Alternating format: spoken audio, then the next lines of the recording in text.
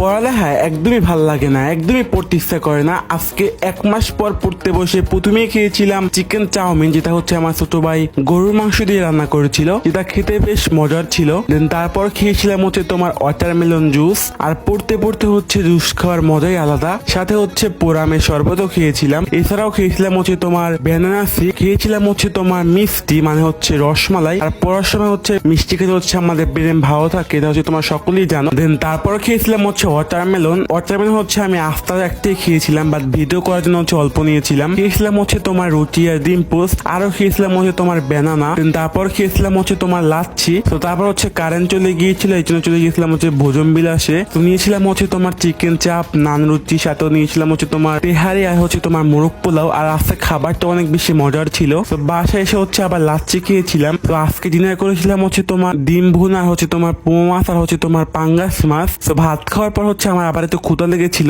সেই জন্য খেয়েছিলাম হচ্ছে তোমার পুরি আর মিষ্টি। তো সর্বশেষ খেয়েছিলাম হচ্ছে স্লিমিং টি, যেহেতু হচ্ছে আমি ডায়েট করি। তো এই ছিল আজকের video. So thank you so much for watching my video.